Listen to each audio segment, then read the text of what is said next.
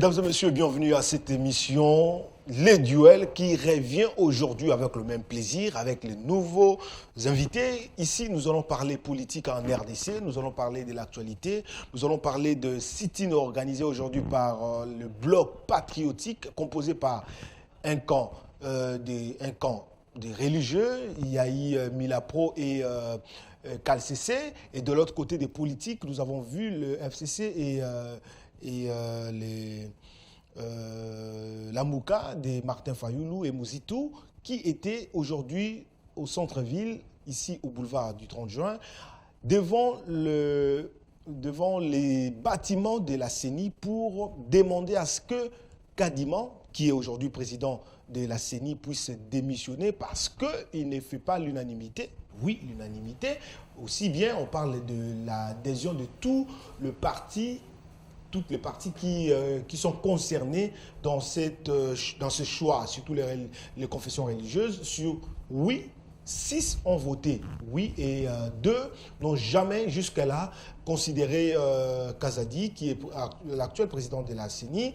Et les 2 confessions religieuses, il s'agit bien de l'Église catholique et protestante. Aujourd'hui, nous parlerons également de cette enquête Congo Hold Up, qui aujourd'hui présente Joseph Kabila comme les grands détourneurs de biens publics, surtout de fonds de l'État. Il y a eu 19 médias et structures comme associatives des ONG qui ont fait ces enquêtes et constatent que Joseph Kabila a détourné plus de 100 millions de dollars pendant une certaine période. On peut voir 2001 à 2013, on parlera de ça aujourd'hui, et aussi on parlera de ces budgets de 10 milliards pour la toute première fois que la RDC fasse ses exploits avec la mobilisation des recettes, avec la patrouille financière engagée par l'Inspection générale des finances, qui aujourd'hui favorise l'augmentation des recettes de l'État. Ce sont ces 3 sujets qui nous mettent ensemble aujourd'hui avec Claude Molichot. Bienvenue. Merci de l'invitation sur ce grand plateau, les duels, les Ker Mouchipaï. Vraiment, c'est un plaisir pour moi et un honneur également. Merci, je salue également mon invité qui ne m'avait pas encore présenté. Voilà, il s'agit bien de Chris Mukendi. Merci, les Ker Mouchipaï. Je salue Claude Molichot. J'ai le privilège de partager le même plateau avec lui aujourd'hui. Je lui disais tantôt, avant que l'émission ne commence, c'est un privilège. Je pense qu'on aura un débat à construire, à édifier le Congolais qui nous suivent en ce moment. Alors, Claude Molichot, vous êtes éditorialiste ou journaliste? Je suis éditorialiste, je suis également, tout éditorialiste et journaliste d'abord.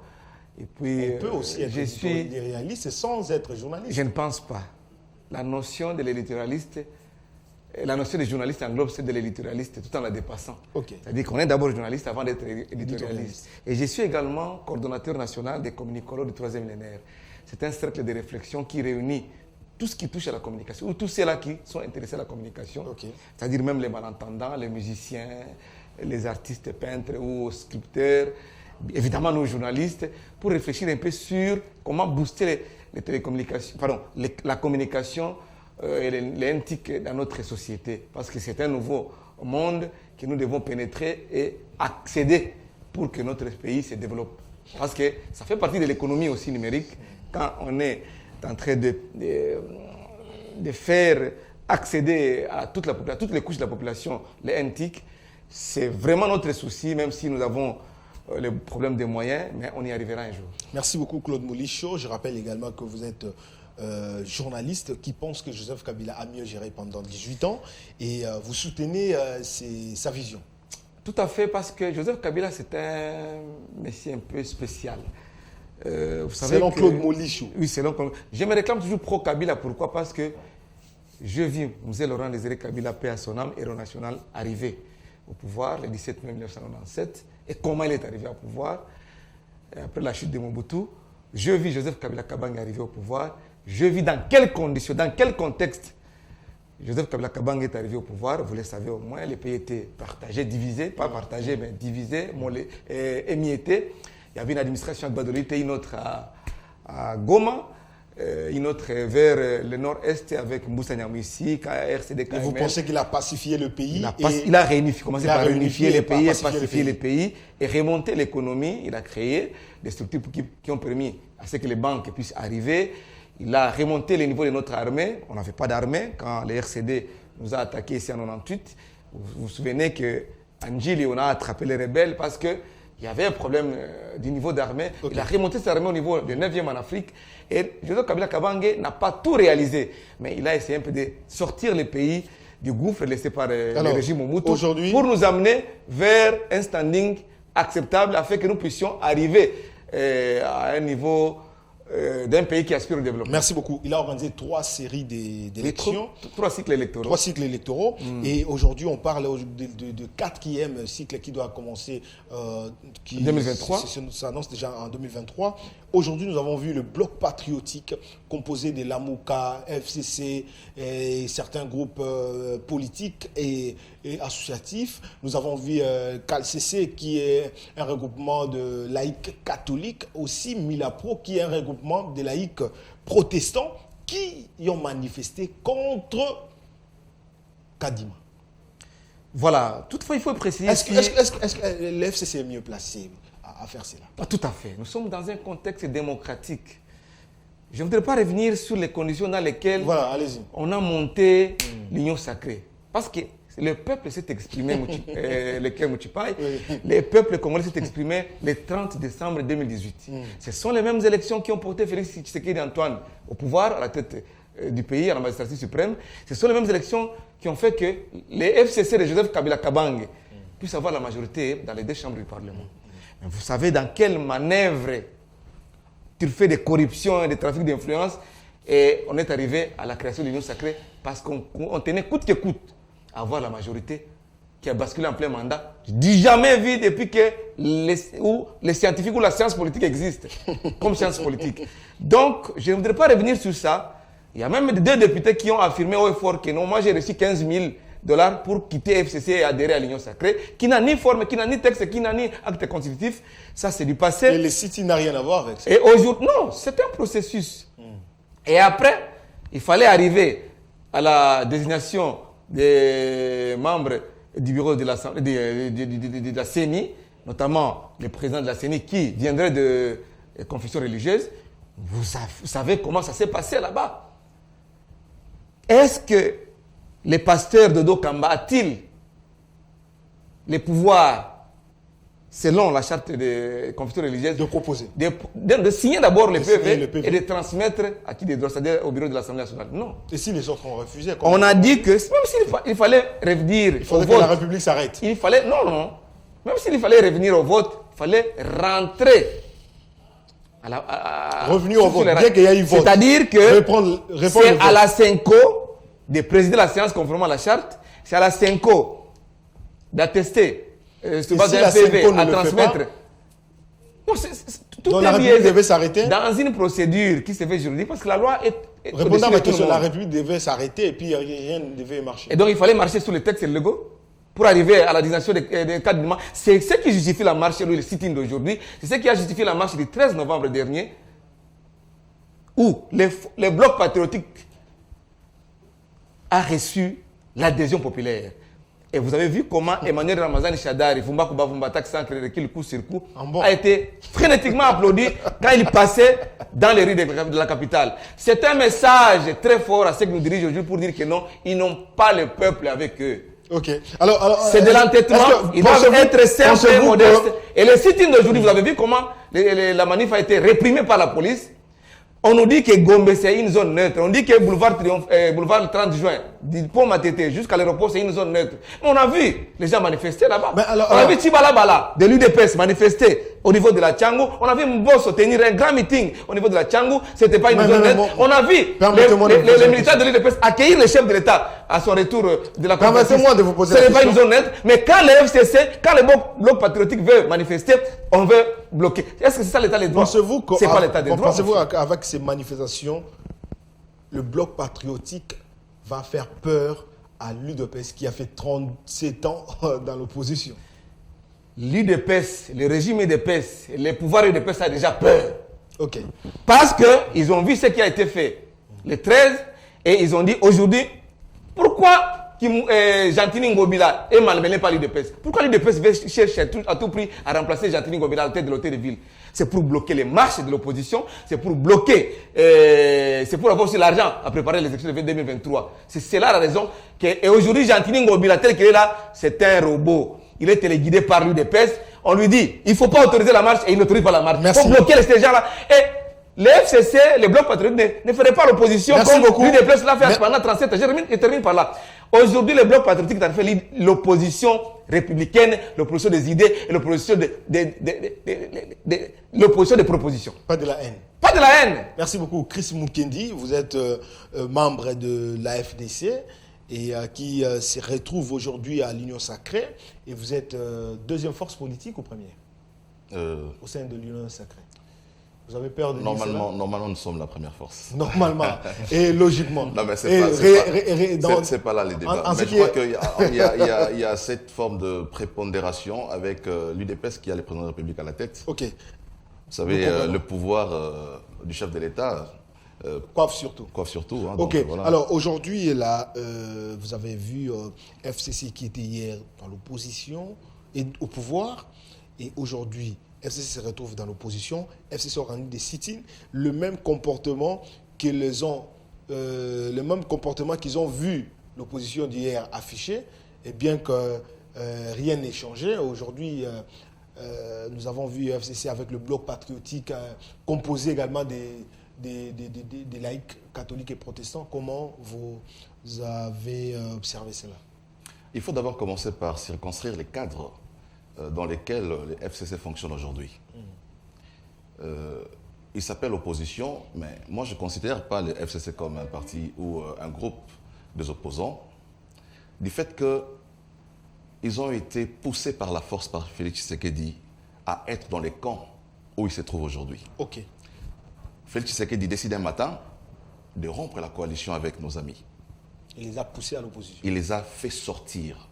Il les a répudiés. Et ce n'est pas démocratique. Il les a répudiés de la coalition. Il a dit... Et ce n'est pas démocratique. Non, laissez-moi parler. Vous avez la parole. Par des voies non démocratiques. C'est bon. Non, c'est une précision de taille. Merci beaucoup. C'est une précision de taille. Voilà, Okay, donc okay, cette précision, il faut que les Congolais retiennent. Nos amis ne sont pas dans l'opposition. Nos amis sont dans la frustration politique. Parce que mis en dehors de la coalition. Si Tshisekedi ne les avait pas mis dehors, il serait encore en train de travailler avec Tshisekedi aujourd'hui. Donc, ce n'est pas de leur propre gré qu'ils se retrouvent dans les camps qu'ils appellent l'opposition, qui en réalité n'est pas de l'opposition, c'est de la frustration. Et tout ça, c'est de la faute à Martin Fayulu aujourd'hui. Si Ramazan Ishadar peut se taper la poitrine dans les rues de Kinshasa aujourd'hui, c'est la faute à Martin Fayulu, qui leur a donné encore des béquilles pour sortir. Mais ils ont certainement compris. Pendant les deux activités, hier disait que Félix Tshisekedi est un pantin. Mais ils ont compris. Aujourd'hui, s'associe. Ils ont compris. Voilà. Ils ont compris que Fayulu a compris leur jeu parce qu'ils ont fait de la récupération politique. Fayulu lance l'appel pour le front, le bloc patriotique, qui en réalité n'est pas bloc patriotique. Parce que composé de personnes antipatriotiques. Normalement, les blocs ne devraient pas être appelés blocs patriotiques. Si ces blocs n'étaient composés que de Fayulu et des confessions religieuses, on pouvait bien l'appeler patriotique. Mais du fait de la présence du FCC, on peut pas appeler ça patriotique. On en revient. Donc, Fayulu a compris que les amis ont sauté sur l'occasion parce qu'ils avaient disparu de la scène, politiquement. Mais lorsque Fayulu lance son message, le FCC se présente. Ce n'est pas l'Église catholique qui avait le FCC. Le message venait de Fayulu. Ça, il faut qu'on le relève. Donc, même l'Église catholique. Guide de l'Église catholique. Le message qui a été lancé, c'était lancé par Fayulu. Et l'Église catholique a récupéré? L'Église catholique a récupéré parce qu'ils se sont dit, bon, comment gérer, mettre les FCC et la Mouka ensemble sans que... Il faut que l'Église aujourd'hui sert de couverture simplement. Le message est venu de la Mouka. Et vous avez vu, au départ déjà, on essaie de mélanger l'eau et l'huile. Ça ne tient pas. Vous avez vu lors de leur première activité, Fayoulou n'est même pas sorti. Il s'est rendu compte que les amis du FCC ont récupéré politiquement la situation. Il ne veut pas se salir avec les anciens gestionnaires. Jusqu'aujourd'hui, Fayoulou a encore les mains propres. Il va composer avec des gens qui ont des mains pleines de sang, qui ont des mains pleines de billets de dollars qu'ils ont détournés. Vous avez encore les rapports, on en parlera ici tout à l'heure, des révélations des scandales du régime passé. Donc Fayoulou, il se rétracte en réalité. Aujourd'hui non plus, Fayoulou n'était pas avec eux. Parce qu'il a compris qu'il a servi des béquilles à nos amis du FCC. Est-ce que Manuel Chadari aussi était là? Ben, il était là, je pense. Hein. Vous voyez qu'ils n'ont même pas encore l'habitude d'être dans la rue. Vous voyez comment notre ami Molicho est habillé. C'est pas comme ça qu'on va faire des sit-ins. On va en t-shirt, on va en basket, on va en jean. Donc il est très bien habillé avec des chaussures parce qu'il est en train de faire son apprentissage.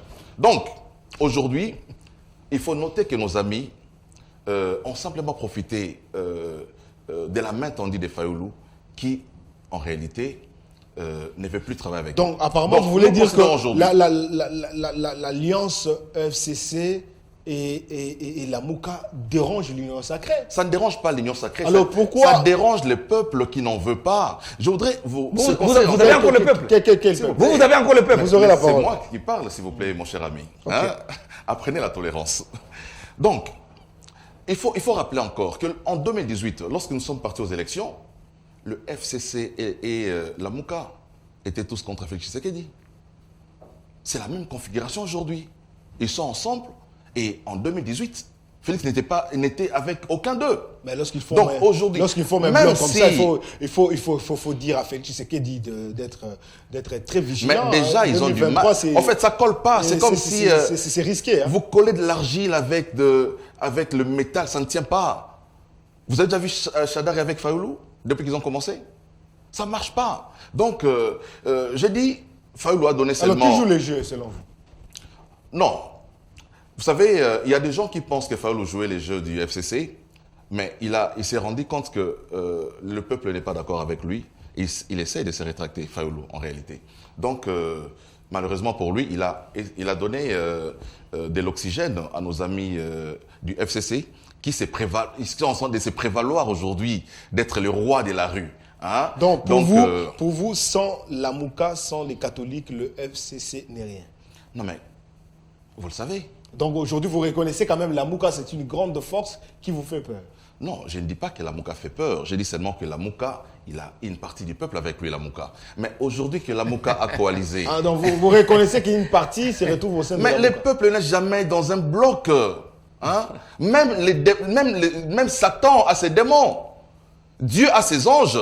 Satan a ses démons. Donc il n'y a aucun camp qui est vide.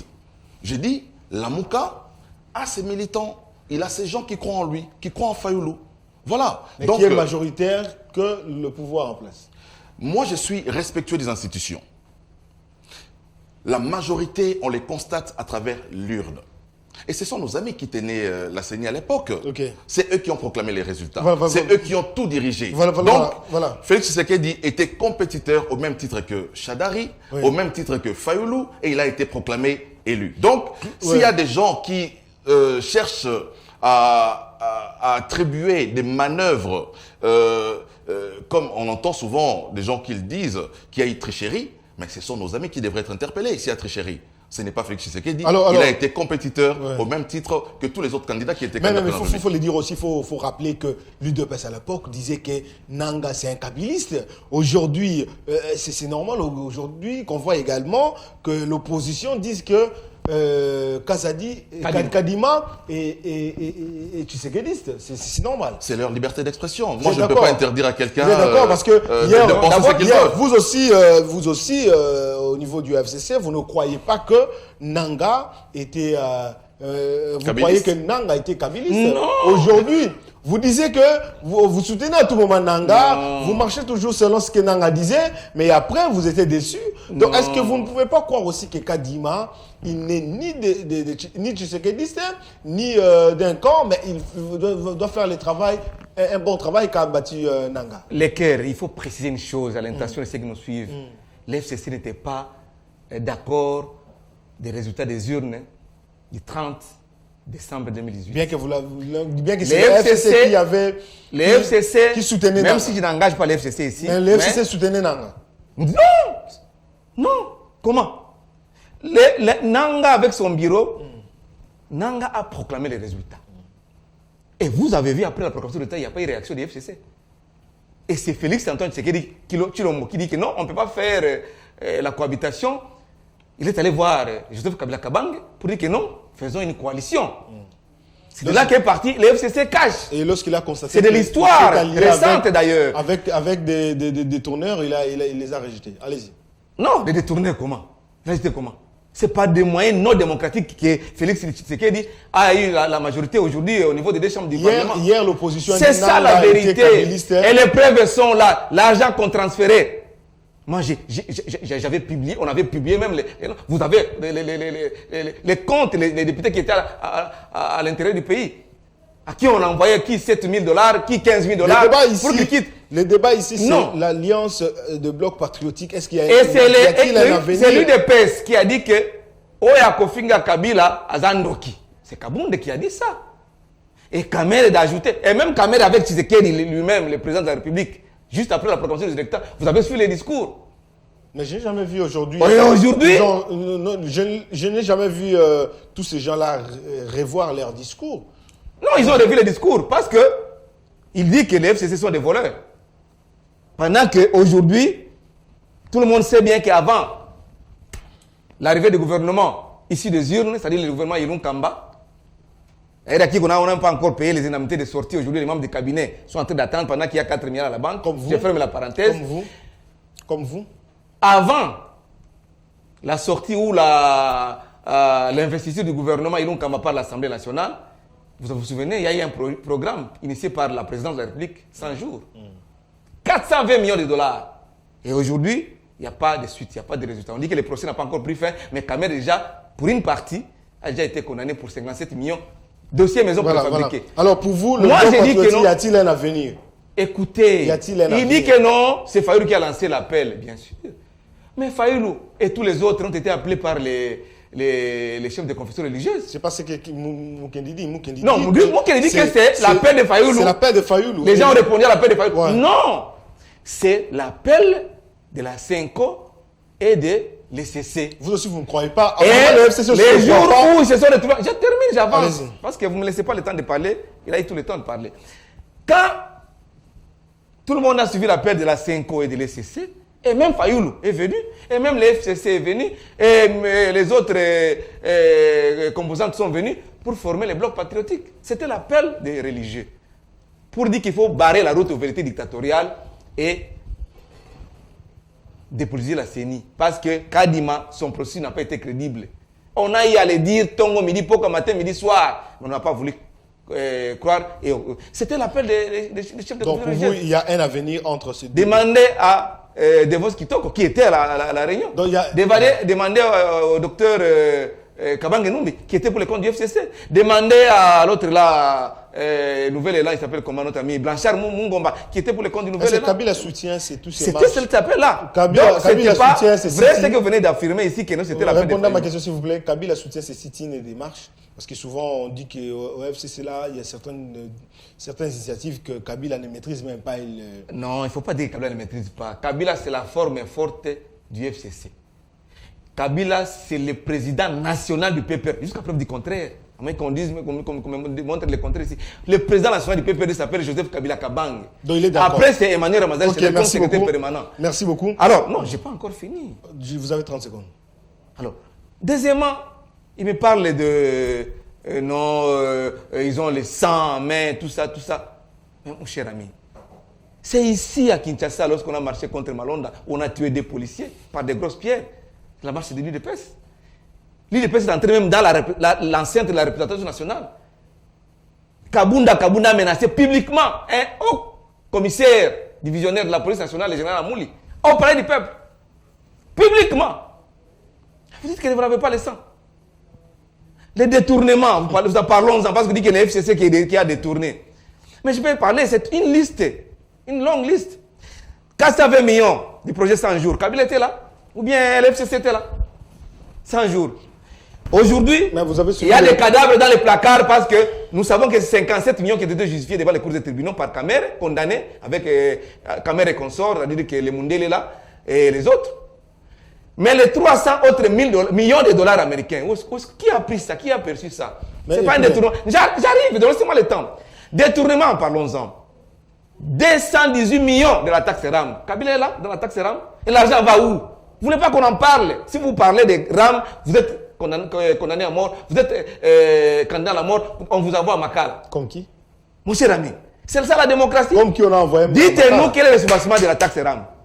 Et on veut voir clair, la représentation nationale veut voir clair, tout est un débat, parce qu'on avait d'abord bloqué les contrôles parlementaires par Mosso qui est de l'Union sacrée qui n'a pas de texte. Okay. De deux, on veut avoir clair, on convoque la plénière pour interpeller le ministre chargé de PET Intic, Augustin Kibasa. On va à l'hôtel du fleuve, on donne 3 000 $ à chaque député pour protéger le ministre qui est dans la magouille. Je suis à la télévision. Alors, et aujourd'hui, qu'on nous dise. Merci Claude Molicho. Je n'ai pas fini. Non. 20 millions de dollars pour les dossiers Covid. Etienne Longondo, qui est de l'UDPS, où est-il aujourd'hui? Etienne Longondo. Non, ce sont des questions à soulever parce qu'il a parlé de la corruption et des sang. Voilà, il répond. Vous avez des réponses? Vous voulez que je réponde aux questions de Molicho ou à vos questions? Je le permets. Parce que il a posé des préoccupations. Vous savez, il a posé des préoccupations. Si non, mais je vais en venir. Il ne suffit pas de crier sur le plateau pour avoir raison, mon cher ami. Moi, j'ai toujours félicité les amis qui défendent le régime Kabila. Ils sont à féliciter. Audacieux. Ils sont très audacieux. Parce que quand ils parlent... vous savez, on fera un palmarès, je ne sais pas, non exhaustif des détournements de la République depuis que Kabila est au pouvoir. Ça ne vaut même pas la peine de revenir sur ces genres de questions. On parle de Goldap aussi avec l'enquête qui a été mise en place. On n'a pas encore fini d'avoir des révélations sur des malversations de la politique de mauvaise gouvernance de Kabila. Vous avez appris l'histoire avec des cartes Visa. Vous avez appris l'histoire avec des carrés miniers. Les révélations que votre confrère journaliste Alain Foucault a fait. Il y en a autant. Derrière chaque projet qu'a conduit le régime, il y a des surfacturations. Moi, je n'aime plus parler de Kabila sur des plateaux de télévision parce que rappeler simplement son souvenir me mettrait mal à l'aise. Mais quand il dit que Kabila est le président du PPRD, c'est très bien pour la Forbes. Kabila n'a jamais été dans une réunion du PPRD depuis qu'il est président du PPRD. Certains disent même qu'il n'a jamais été au siège. Certains disent qu'il n'a jamais été au siège. Les réunions du PPRD ne se tiennent pas toujours au siège. Il y a Prokoki, il y a Kingakat. Quand Kabila a réuni tous les membres du PPRD. Je vous laisse parler quand vous parlez. Ok, ça va. Il faut laisser Kabila tranquille. Non. C'est le président national du PPRD. Jusqu'à preuve du contraire. Kabila a pris sa retraite politique. Non. Il est actif, il est sénateur à vie. Il est sénateur à vie. Oui. Il ne vient même pas au Sénat. Et c'est tout le monde qui vient au Sénat? Tout le monde vient, mon cher ami. Donc, je voudrais dire ceci. Il y a 110 sénateurs, mais il siège en 78, 79, 80. Vous êtes au Sénat, vous savez quelque chose. Laissez Joseph Kabila tranquille. C'est le président national. Il veut se reposer avec sa femme et ses enfants. C'est ce que vous a dit? Laissez-les se reposer. C'est ce que vous a dit. Il a pris sa retraite politique? En fait, ce sont des gens dont la survie politique ne dépend que Kabila. Oh là là. Sans Kabila, ils meurent tous politiquement. Il faut chercher quelqu'un, une icône pour placer devant, comme un dieu qu'il faut prier à tout moment pour exister politiquement. Kabila aujourd'hui vous a donné les preuves qu'il ne veut pas de votre affaire-là. Comment? Quelles sont ces preuves? Mais la dernière fois que vous avez fait Kabila, c'était quand? Vous n'allez même pas vous souvenir de la dernière fois que vous avez vu Kabila. Je ne vous le dirai pas. Donc, vous voyez, ce sont des gens qui s'accrochent à Kabila pour exister. Il n'est pas dans la structure principale du non, on revient Il faut poser la question à Chadar et à Moulanier. On revient sur des questions essentielles, parce que là, c'est de la diversion. Alors, parlez un peu de Congo Hold-up. Vous avez vu les rapports qui ont été publiés. Selon vous, c'est vraiment quelque chose qui vise juste à salir Joseph Kabila, ou bien réellement Kabila doit être jugé par rapport à ces enquêtes? Vous savez, ces révélations ne viennent que confirmer ce que tout le monde sait au Congo. Tout le monde sait quoi? Les révélations, nous en avons toujours eu du régime Kabila. Tout le monde sait que Kabila? Non, mais Kabila et son régime ont brillé par la mauvaise gouvernance, des pratiques, ils ont détruit les pays, des détournements énormes. Ces révélations ne sont pas nouvelles, nous les connaissons depuis longtemps. Mais ce que moi je dis aujourd'hui, c'est que la justice, parce que au-delà de tout ce qui a été apporté sur la place publique, il faut que la justice fasse son rôle, joue son rôle. Il faut que des enquêtes sérieuses soient menées pour établir les responsabilités des uns et des autres. Ne plongeons pas dans les sensationnels, hein, pour dire, bon, ok, nous savons déjà ce qui se passe. Nous le savons. Mais nous voulons en avoir le cœur net par une enquête outillée des spécialistes, notamment l'IGF. Donc, je n'ai pas trop de commentaires à faire. Les enquêtes par rapport à ces mais justement, c'est de l'argent de la République. Aucun dollar qui a été cité n'appartient à Kabila, c'est l'argent de la République. Selon la loi, l'argent de la CENI. La loi sur les statuts des anciens présidents de la République, Joseph Kabila ne peut pas être jugé par rapport aux actes commis ça, c'est un autre lors débat. de son pouvoir. Je crois que... faudrait-il revoir cela ou bien... Il faut procéder à une première étape. La première étape, c'est procéder aux enquêtes. Si la responsabilité de Kabila est établie, voilà, on va en prendre maintenant une responsabilité politique pour voir qu'est-ce qu'il faut faire politiquement, dans la mesure où la Constitution de la République est claire. La Constitution dit que le président qui peut être traduit devant la Cour constitutionnelle pour être jugé, ce n'est que le président en fonction et le Premier ministre en fonction. Kabila n'est pas un président en fonction, il est aujourd'hui protégé par la loi qui porte statut des anciens chefs de l'État. Ouais. Il est protégé par la loi, mais cette loi n'est pas définitive. Elle peut aussi être révisée, cette loi. Cette loi peut être modifiée. Si on peut réviser la Constitution, on peut autant réviser aussi la loi qui porte statut des anciens chefs de l'État. Est-ce que tout chef d'État en fonction aimerait bien modifier ces dispositions? Parce que même Félix Tshisekedi va bénéficier la de ces responsabilité dispositions d'abord. lorsqu'il sera ancien président. Il faut dire que la responsabilité de la modification de la loi, de la révision de la loi, n'est pas la responsabilité... bon, c'est vrai que le président de la République peut prendre aussi l'initiative. Ben, c'est une responsabilité parlementaire. C'est aux parlementaires de voir s'il y a possibilité aujourd'hui. Vous avez vu avec le dossier Matata Pogno, il est clairement établi qu'il faut qu'on modifie la loi. Parce qu'on ne peut pas comprendre que quelqu'un qui a géré plus de 400 millions de dollars des Congolais ne puisse pas rendre compte, hein, par principe de redevabilité. Donc moi je considère que il faut que nos députés, nos sénateurs qui ont la charge de modifier la Constitution puissent voir dans quelle mesure un ancien Premier ministre, un ancien président de la République peut aller devant la Cour si jamais il y a des faits qui sont vérifiés, qu'il est plongé dans des dossiers de corruption, des par dossiers rapport à ce qui s'est dit, selon détournement. vous, il n'y aurait pas la main, et parce qu'on accuse l'Union sacrée d'être derrière ces coups de 19 médias et ONG internationaux. Ça, c'est facile. Par rapport à ces enquêtes qui met Joseph Kabila à nu. C'est facile de dire que l'Union sacrée est derrière. Vous avez parlé tout à l'heure là de plus de 100 organisations. 19.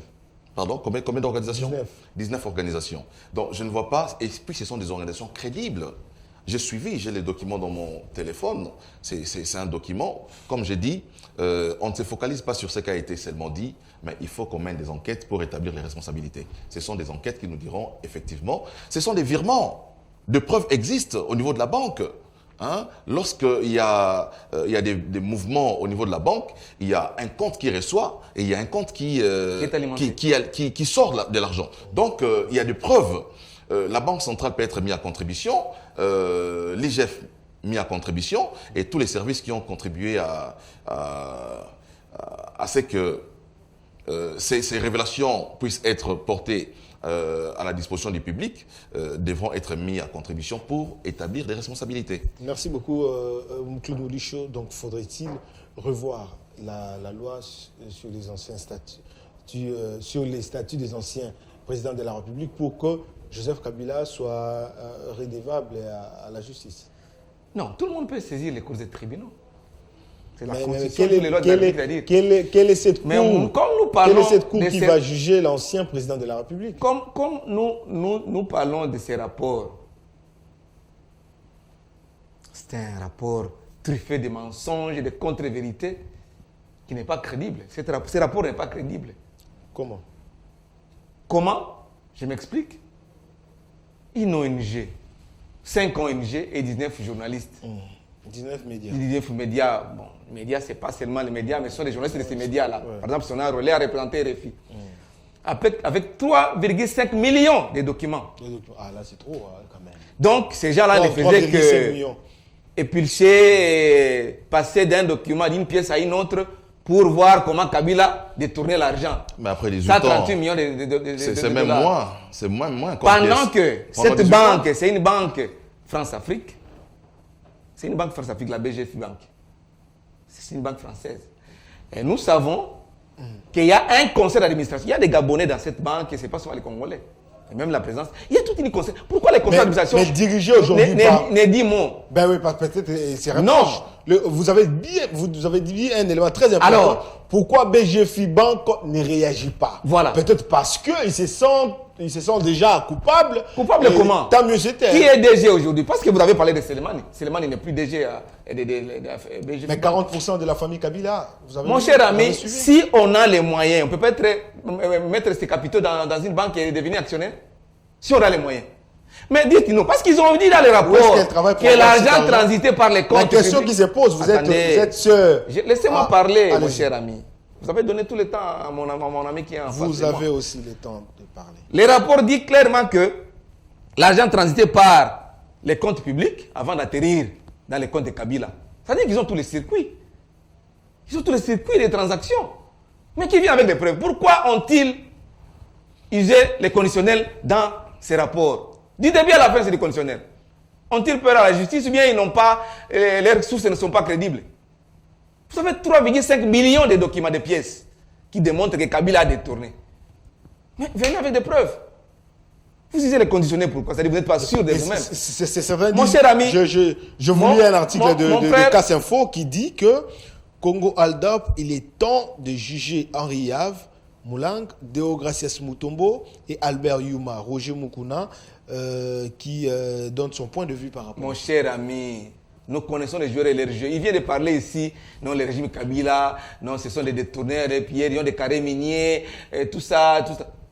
Mais les régimes qui les gèlent aujourd'hui n'ont pas de carrés miniers alors là-bas. Demandez à Mme Fifi Masuka, qui est devenue le chouchou de l'UDPS aujourd'hui, si l'UDPS n'a pas de carrés miniers dans les lois là-bas. Mais c'est récemment qu'on vient de signer. Non, j'avance. Laissez-moi. Je sais que je suis sur un plateau. Je sais que je suis sur un plateau de télévision de l'UDPS. Oh là. Mais je dois vous dire la vérité. Non, les cœurs.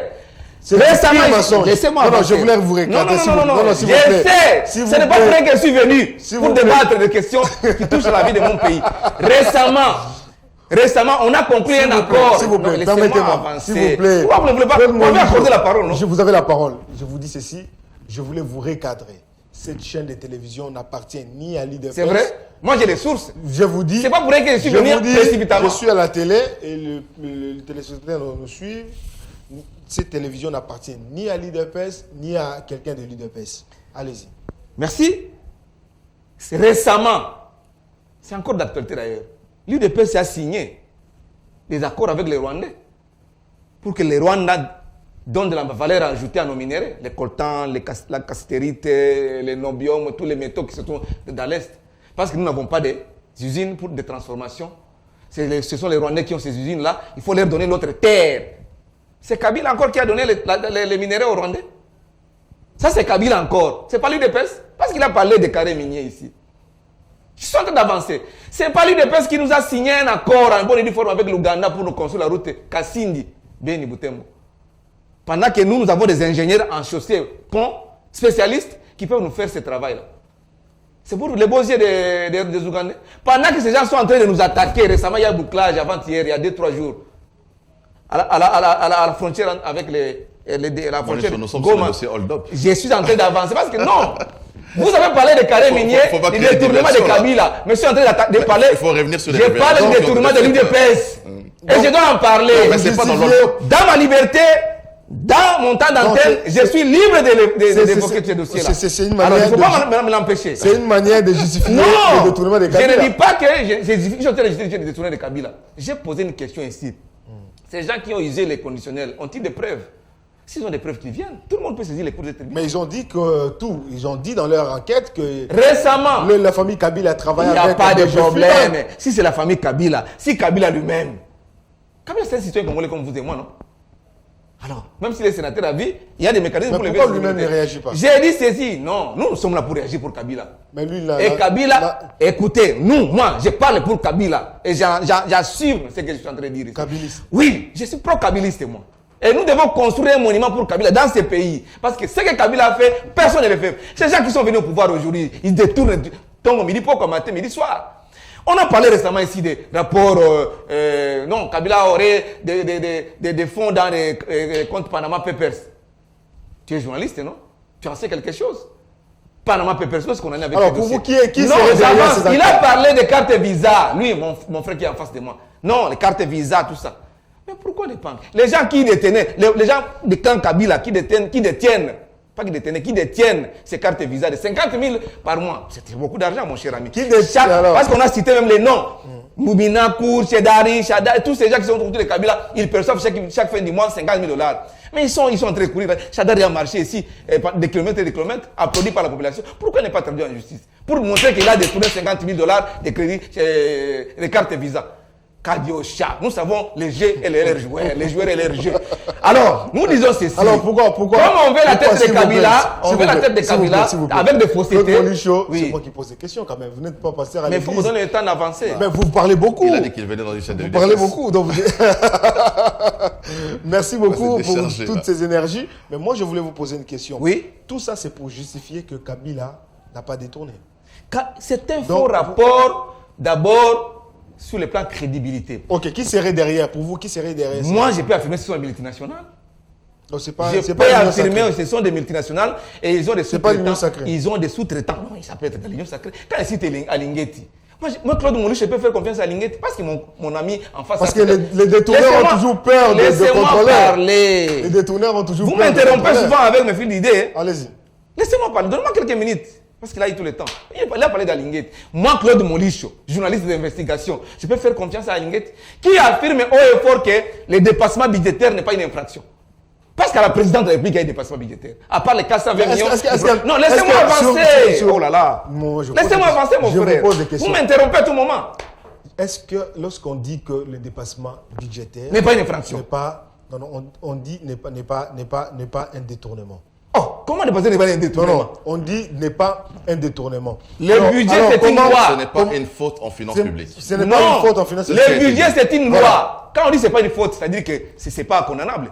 Ce n'est pas condamnable. Une faute, une infraction, c'est une faute. Alors, est-ce que vous avez... Une infraction, par définition, c'est une faute. Sur base de quoi vous dites qu'il a tort? Sur base de quoi que vous dites qu'il a tort? Moi, je ne peux jamais faire confiance à Alinghetti. Non, sur base de quoi? De l'UDPS. Non. J'ai dit ceci, écoutez.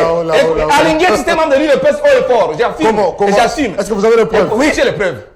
Avant qu'il ne soit, il était chez Chibala là-bas, à la primature. C'est pas parce que vous avez peur au travail de l'IGF qu'il contrôle aujourd'hui les finances. Peut-être vous bouffez chez Alinghetti, mais souffrez aujourd'hui que je vous dise la vérité. Alinghetti est en train de rouler pour l'IDPS. Mais parce que moi, quand on dit que c'est pas qu'on contrôle quand il affirme que c'est pas une faute administrative. Vous avez peur qu'on contrôle Chadari? Quelle peur? Mais c'est Alinghetti qui nous a dit qu'il y a carte Visa.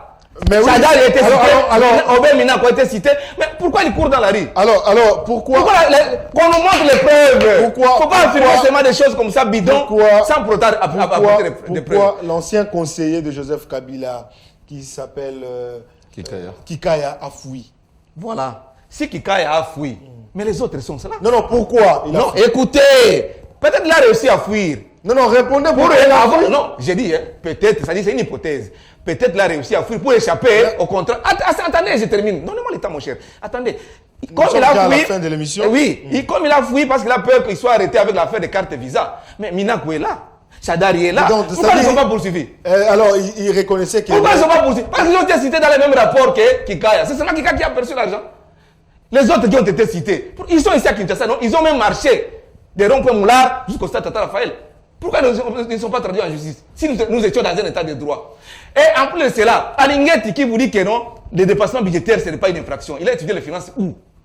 Lui, en tant qu'État, sur base de quoi vous le contredisez? Je le dis parce que c'est inconcevable. Non, s'il vous plaît. Je réponds. Sur base de quel texte? Je réponds. Sur base de quel texte? Parce que... Non, s'il vous plaît. Je vous réponds. Non, je veux que vous puissiez vous baser sur le texte. Sur base de quel texte? Je vous réponds. Parce que le budget, c'est toute une loi. Et quand le budget, par exemple le budget 2022 qui est en discussion au Parlement aujourd'hui, ça sera renvoyé au Sénat et promulgué par le chef de l'État. Le budget, quand il est promulgué par le chef de l'État, c'est devenu une loi. Oui. Opposable même au chef de l'État. Oui. Le chef d'État n'a pas le pouvoir de violer les dispositions d'une loi. Il n'est pas au-dessus de la loi. Même s'il est le garant du bon fonctionnement des institutions, il n'est pas au-dessus de la loi. Il est tenu, respecté. Merci beaucoup. Laissez-moi parler. N'appelle 2 minutes. Donnez-moi le temps. J'essaie d'avancer parce que vous posez une question fondamentale pour je vous donne 1 minute. Quand quelqu'un comme Alinguet, un inspecteur des finances et chef de service, il vous dit que non, les dépassements budgétaires n'est pas une faute, n'est pas une infraction. Mais nous sommes tombés trop bas dans ce pays. Nous sommes tombés trop bas. Donc, Félix Tshisekedi avec son cabinet, avec toute la présidente, ils peuvent faire les dépassements. Et les autres, ils sont contraints de respecter les lignes budgétaires. Merci beaucoup. C'est ça le détective. Bon, merci beaucoup. Vous avez répondu. La dernière question que je peux vous poser avant de clôturer avec Chris Mukindi. Lorsqu'on parle du budget, le budget c'est mensuel ou annuel? C'est annuel. Alors, est-ce que le budget a été clôturé quand? Le budget de cette année a été clôturé quand? Pourquoi nous sommes arrivés s'il vous plaît, est-ce que le budget de 2021 a été clôturé? Le budget de 2021 a été secouru par un rectificatif parce qu'on a fait la... Non, est-ce que je vous répondais à ma question? Est-ce que ça a été clôturé? C'est ça de répondre à la question. Je ne sais pas répondre à oui ou non. Je dois expliquer pourquoi j'ai dit oui ou j'ai dit non. Non, est-ce qu'elle a été clôturée? Clôturé comment? Non, pas encore. Donc, c'est-à-dire... Mais on a constaté déjà à mi-parcours qu'on a dépassé la présidente de la République. Et Alinguet, il vous dit que ce n'est pas une infraction, ce n'est pas une faute. Mais nous sommes tombés trop bas. Merci Claude Molicho. Alors, Chris Mukindi, nous clôturons avec vous. Comment vous réagissez aujourd'hui Congo Hold Up, bien que Jules Alinguet qui aujourd'hui a aidé le pays à avoir un budget de 10 milliards avec le contrôle des finances publiques, qui fait en sorte qu'aujourd'hui, les budgets de 10 milliards avec la mobilisation des recettes qui est organisée par la patrouille financière, mais les proches du FCC sont pessimistes et pensent que Jules Alinguet, c'est quelqu'un qui dérange et quelqu'un qui trompe la République. Voilà, je vais en venir, je ramasse tout ce qui a été dit ici et puis on va clôturer. J'ai entendu mon frère ici parler du dépassement budgétaire au niveau de la présidence. D'abord, le rapport ne parle pas seulement de la présidence de la République, ça parle de toutes les institutions. Mais je voudrais aussi le rappeler parce qu'il est... S'il vous plaît. 52 millions. S'il vous plaît. Il est libre, il a fait les dépassements. S'il vous plaît, nous sommes arrivés à la fin. Nous clôturons au Sénat. Merci beaucoup. Je voudrais rappeler à mon frère ici, puisqu'il a été à côté de Kabila de 2006 jusqu'à 2018, que depuis 1997, je suis kabiliste. Pendant les 12 ans, on a constaté à travers la loi sur la reddition des comptes, parce que c'est la loi de la reddition des comptes qui clôture les budgets, on a constaté que depuis que Kabila était au pouvoir, son régime a été un régime de dépassement budgétaire. Chaque mandat, chaque exercice budgétaire, à la présidence de la République, il y avait de dépassements budgétaires. Bien qu'il ne voyage pas, mais quand même, il y avait dépassement budgétaire. Mais comme Kabila a dépassé, vous devez passer aussi, vous applaudissez. Aujourd'hui, Alinguet vous a donné... Kabila n'a jamais fait les dépassements budgétaires. S'il vous plaît, vous avez... Il y a bien un voyage. Je vous laisse s'il vous plaît, Claude Molicho. Un peu de tolérance. Allez-y. Voilà. Donc, aujourd'hui, les budgets de 10 milliards de dollars, moi je considère qu'il n'y a aucun budget. Depuis qu'on a commencé à voter des budgets, il n'y a aucun budget qui n'a été voté pour rencontrer les défis auxquels sont confrontés la République du Congo. Nous sommes un pays avec une superficie de 2 345 000 km², avec une population estimée à plus de 100 millions de Congolais. Je considère que 10 milliards, ce n'est pas un budget pour lequel on doit se frapper la poitrine. Donc, c'est un budget de survie pour moi. Ça va permettre à ce que les institutions de l'État fonctionnent. Ça va permettre à ce qu'on puisse payer les fonctionnaires. Mais ce n'est pas un budget qui va faire développer le Congo. Mais notre joie aujourd'hui, c'est que avec la contribution de l'IGF, on peut espérer améliorer notre assiette fiscale. Donc, vous avez vu comment tous les mois passés ici, nos régies financières ont fait des performances en termes de mobilisation des recettes et nous espérons qu'après les budgets 2022 ici, on connaîtra encore des budgets beaucoup plus costauds qui permettront à ce que le Congo, comme j'ai dit, ce n'est pas des budgets de développement, mais des budgets qui pourront permettre à ce que des questions en rapport avec la gratuité de l'enseignement puissent être résorbées, des questions avec l'armée, l'insécurité à l'est de la République puissent être résorbées, des questions en rapport avec les sociales puissent être résorbées. Et nous demandons à nos amis, qui sont à l'Assemblée nationale aujourd'hui de pouvoir procéder. Parce que ça fait pratiquement 10 ans que les discours de la réduction des trains de vie se trouvent sur la place publique. Et à travers le budget de 10 milliards qui a été présenté à l'Assemblée nationale, nous demandons à nos députés de pouvoir procéder aux découpes, à réduire sensiblement le train de vie des institutions pour permettre à ce que cette découpe qui sera opérée puisse être affectée dans des projets à caractère social qui permettent à ce que la population aussi puisse ressentir les effets de cette croissance en termes budgétaires. Merci beaucoup Claude et Chris Mukendi pour cette intervention. Merci à Claude Molichot. Merci d'avoir répondu à notre invitation. Merci, c'est la première fois, mais ce n'est pas la dernière. Ce n'est pas la dernière, mais il faut pas nous pointer du doigt comme quoi on est une chaîne... Proche de l'UDPS, c'est ce que même pas. mes sources m'ont affirmé. Non, ce sont des mauvaises informations que vous détenez jusque-là. Et vous êtes invité ici, vous avez parlé tranquillement et l'émission est en direct. Et vous avez donné votre point de vue. Nous sommes en démocratie et il ne faut pas toujours taxer telle chaîne et de tel coin parce que vous avez vu un tel visage. Merci d'être là. Merci beaucoup. Mesdames et messieurs, c'était Les Duels qui était présenté aujourd'hui par votre humble serviteur, le cœur Muchipai. Avec mes invités, il était question de parler des sit-ins de Congo Aldap et le budget de 10 milliards présenté aujourd'hui à l'Assemblée nationale. Et nous allons revenir demain avec le même plaisir. Merci à Claude Molichot, merci à Chris Mukendi, merci aussi à vous qui nous avez suivis à partir de Massina, à partir de Ngaba, à partir de Kimbantseke, à partir de Lemba, à partir de Ngaliema et à partir de Gombe, là où nous nous retrouvons. Merci de nous avoir suivis. Merci également à celui qui a réalisé et qui a coordonné cette émission. Il s'appelle Philémon Nzaou. Merci et à la prochaine.